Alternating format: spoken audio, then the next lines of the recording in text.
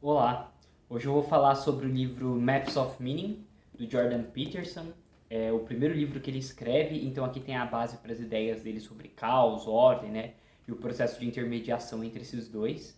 Esse livro é um livro que é bem baseado nas ideias do Jung, apesar de ter outras referências também. Eu acredito que é um dos melhores trabalhos para a gente conseguir atualizar as concepções do Jung para um contexto presente, né? Por isso que eu vou explicar então aqui as ideias básicas que estão dentro desse primeiro trabalho do Jordan Peterson, que é um autor que eu pretendo explorar mais nos próximos vídeos.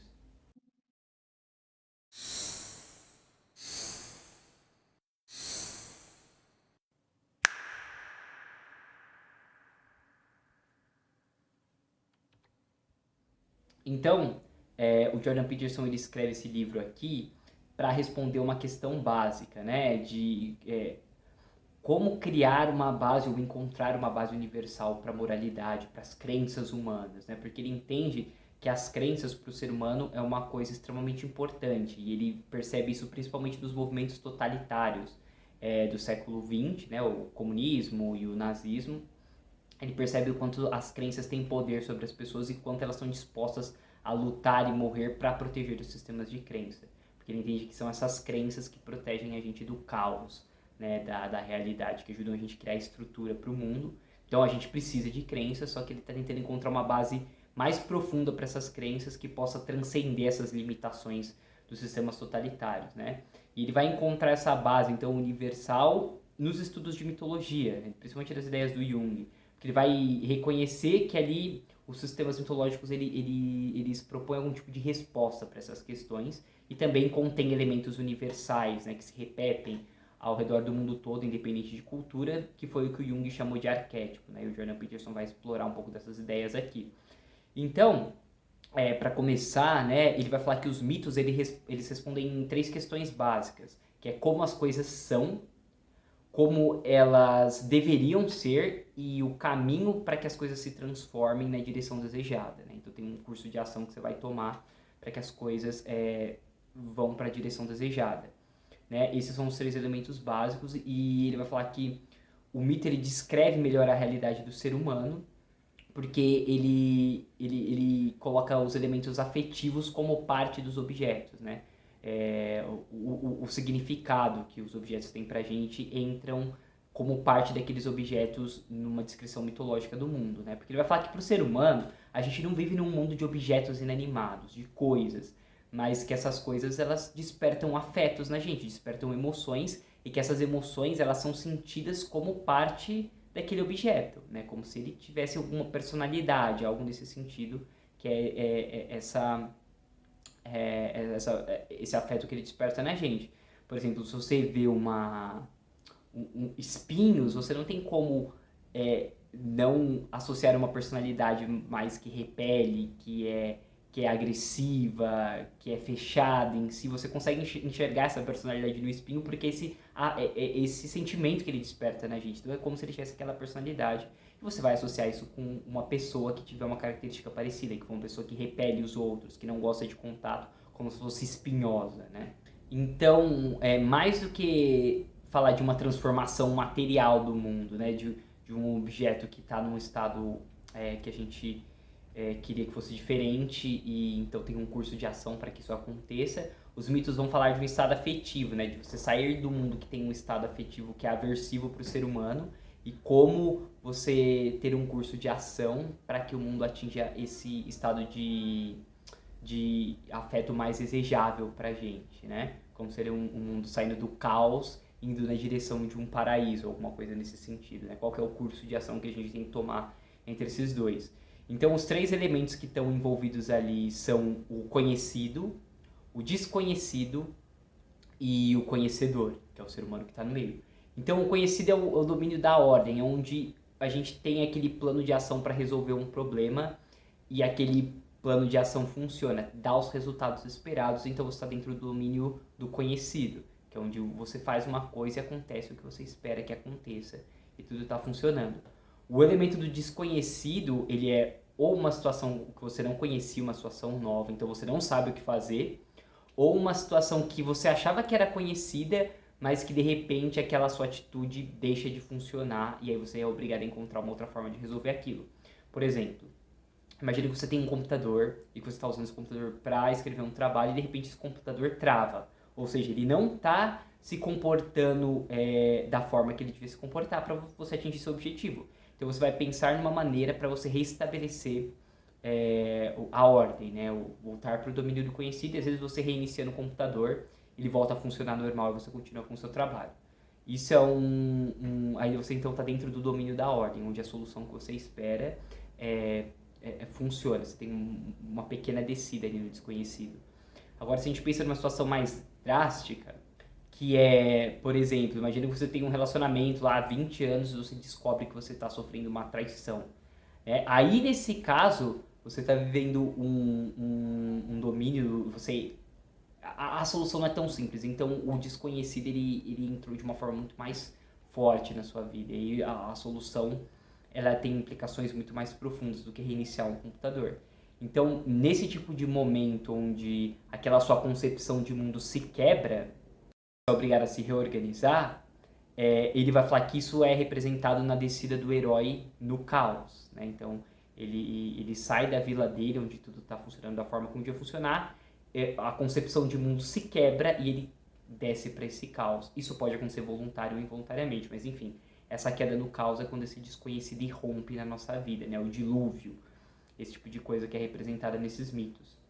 Então esse é o elemento do desconhecido, do caos que ele fala, né?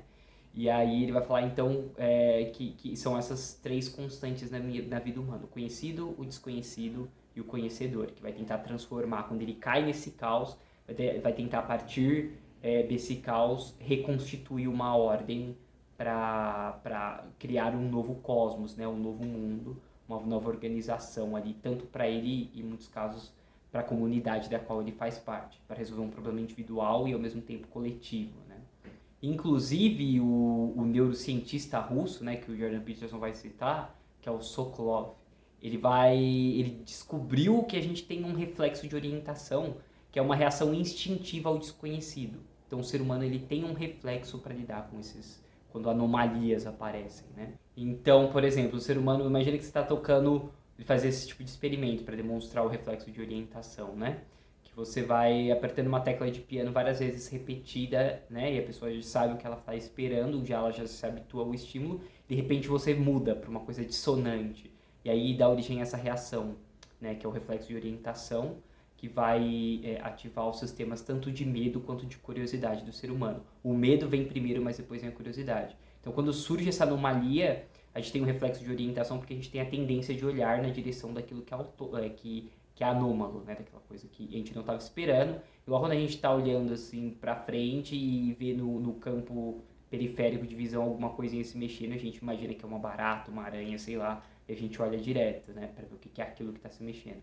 Então, isso é uma manifestação do reflexo de orientação, né? Uma coisa neurológica. Então, a gente tem um instinto para prestar atenção, para voltar a nossa atenção para anomalias, para se preparar para lidar com elas, né?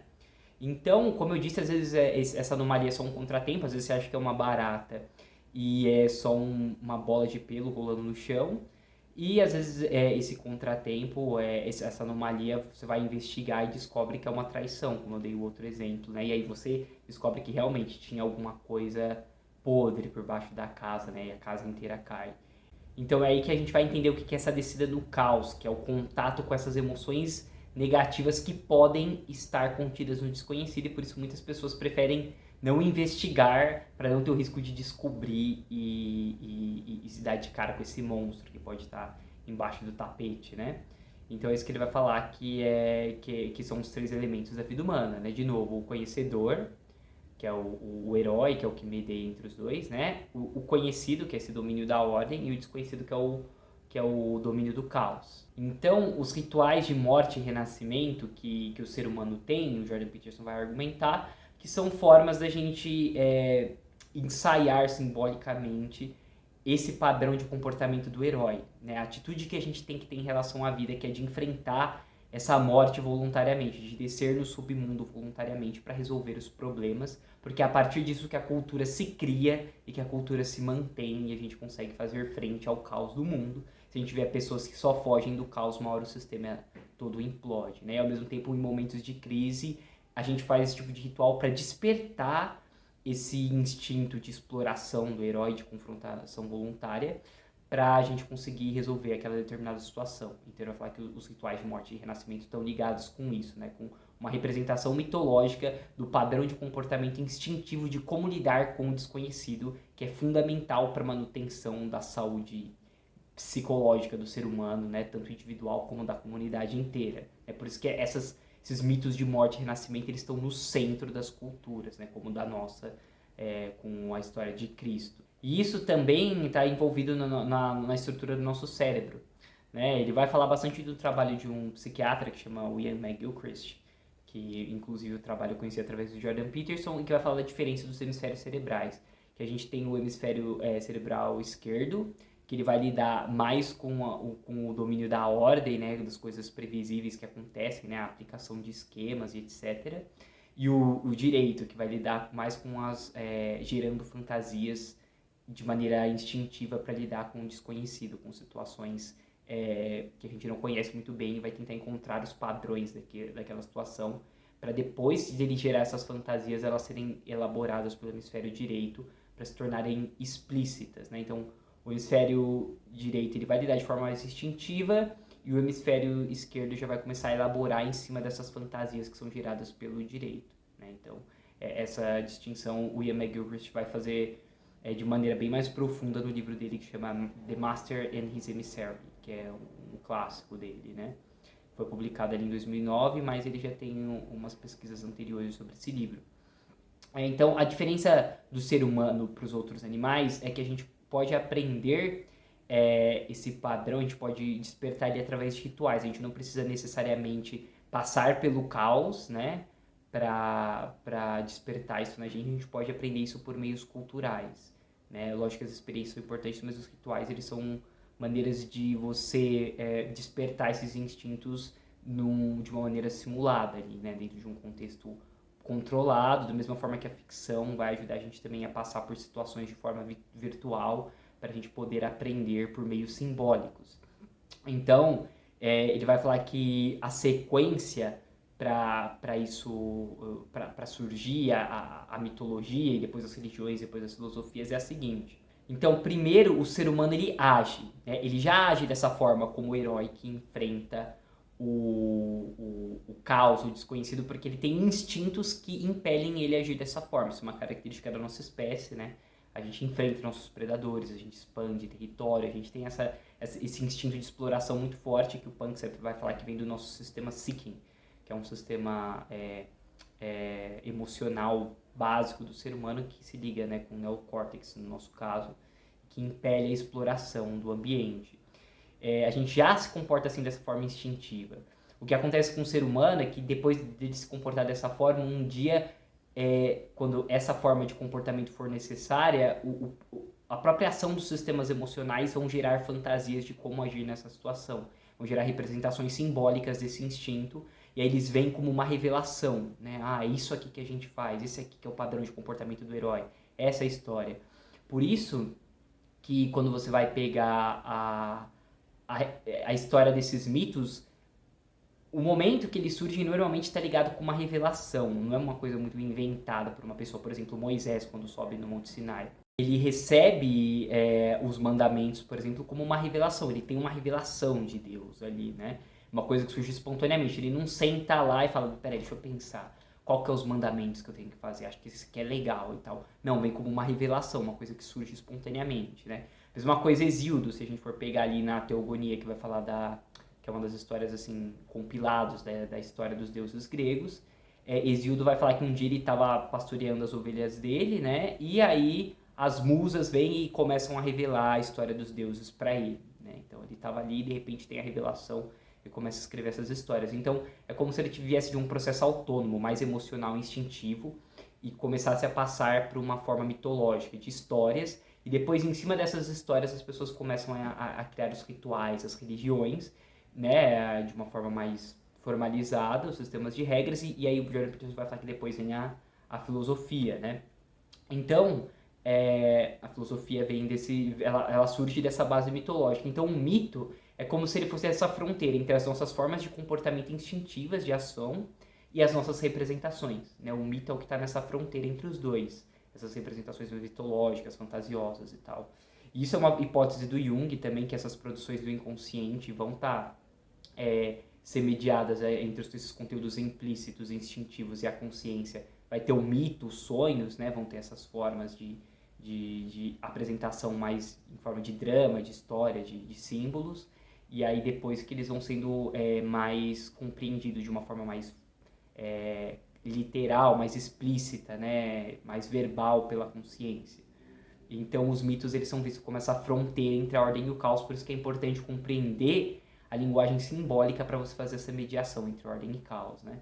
E é isso, os sonhos, né? Mesmo hoje você pegar os trabalhos mais recentes, por exemplo, do Ian McGilchrist, né, que eu citei, que ele escreveu esse ano mesmo, ele vai falar que a hipótese mais plausível é de que os sonhos sejam formas instintivas, né, que tentam, a partir dos sistemas emocionais, criar soluções possíveis para os nossos problemas, só que de uma forma mais ampla, mais simbólica, que precisa ser refinada depois pela consciência, né? São essas fantasias automáticas que surgem quando a gente está confrontado com uma situação incômoda, afetiva, né?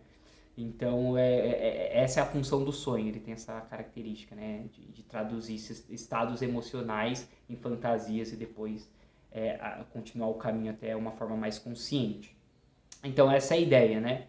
É que esse padrão, a gente tem um instinto para saber como agir quando a gente não sabe o que fazer, que é o instinto para agir frente ao caos, né? Que, de novo, é representado nesses mitos de morte e renascimento, e é isso que é o padrão do herói. É uma reação instintiva do que fazer quando você não sabe o que fazer, quando você está de frente com um desconhecido.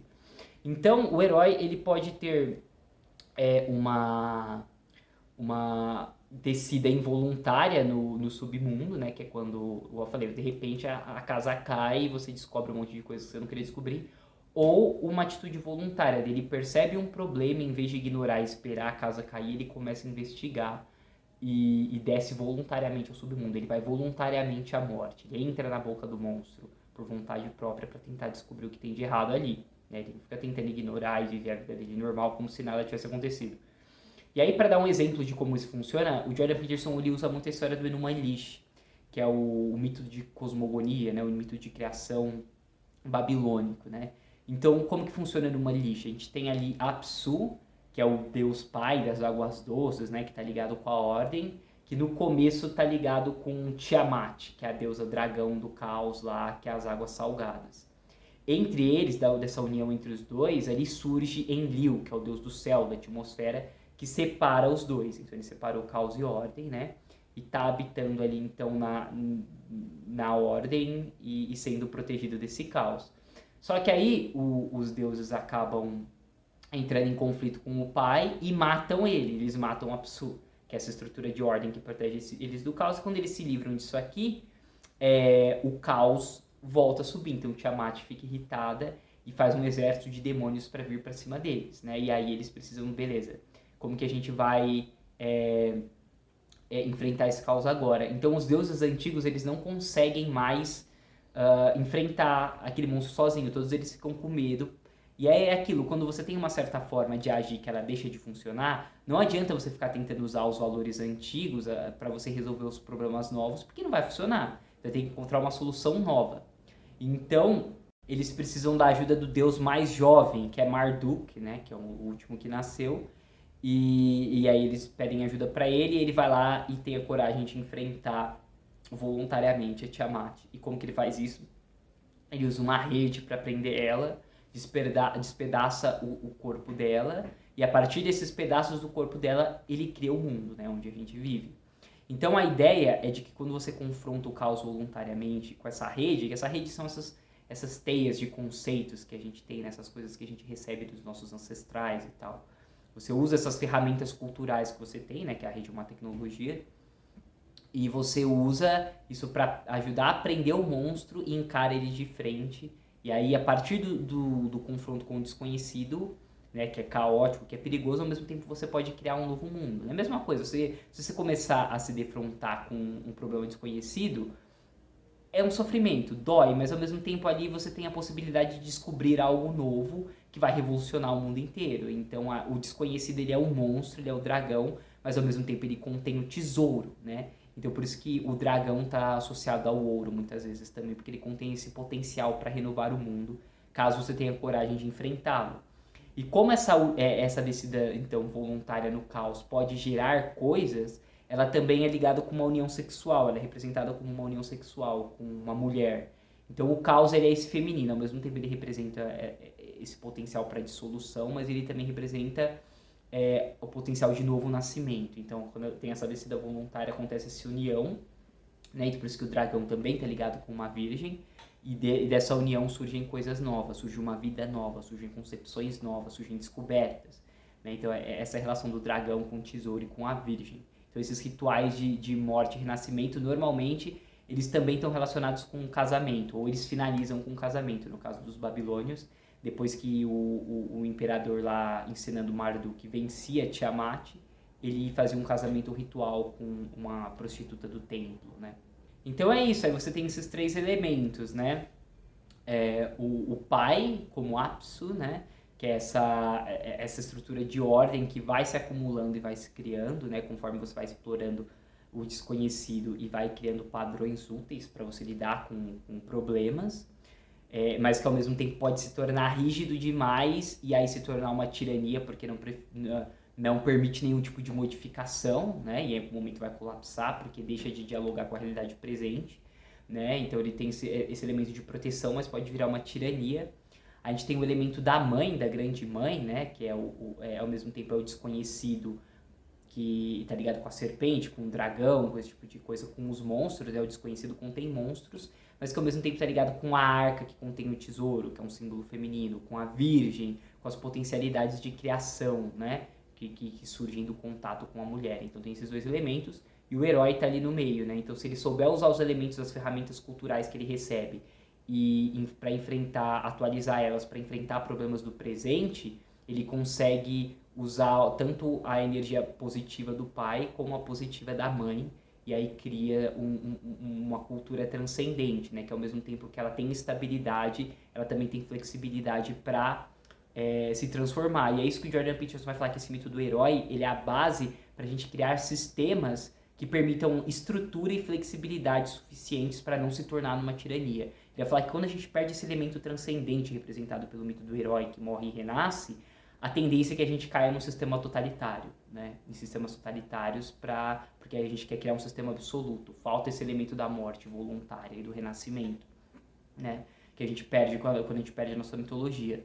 Um outro problema que pode acontecer, né, que ele vai falar que essas são duas atitudes negativas do herói. Ou ele pode tentar só se tornar uma repetição do passado, ele não consegue resolver os problemas do presente, ou ele também pode negar toda a bagagem cultural dele, negar toda a responsabilidade dele e ficar totalmente do lado do caos e se tornar o que o Jordan Peterson vai falar de um decadente, né, que é aquele que renega todo o passado e destrói a cultura que ele recebeu, né? E aí ele acaba fazendo igual aos deuses lá, ele só mergulha no caos, na dissolução, não sabe mais quem ele é, de onde ele veio, para onde ele vai e vai ficando arrastado por vários desejos diferentes, né? Ele não tem mais estabilidade de personalidade e a gente vê muito disso na cultura de hoje, nessa fragmentação de identidade que acontece quando você perde esse elemento transcendente que ajuda você ao mesmo tempo enfrentar o caos, se transformar sem perder e também integrar o passado, né?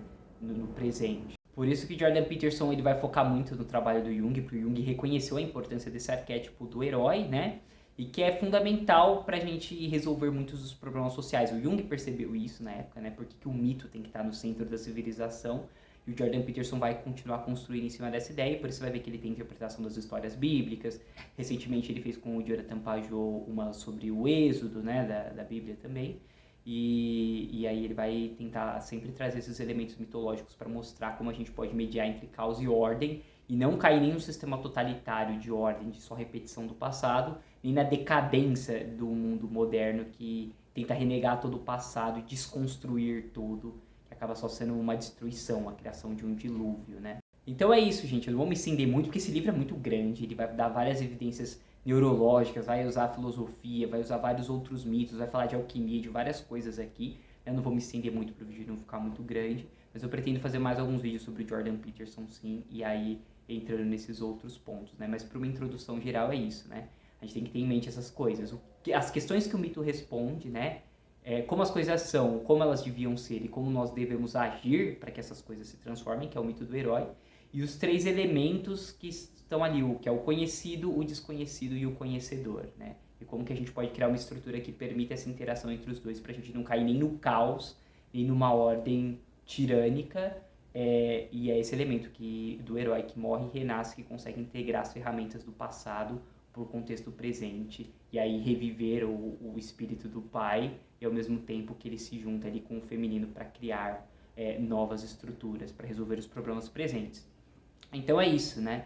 Eu pretendo, como eu falei, fazer mais alguns vídeos sobre o Jordan Peterson, então se você curtiu, curte, comenta aí, se inscreve no canal e compartilha com as pessoas que podem se interessar com esse tipo de ideia, que eu acho que o Jordan Peterson é um autor que vale muito a pena a gente espalhar para lidar com os problemas de hoje, né, da sociedade.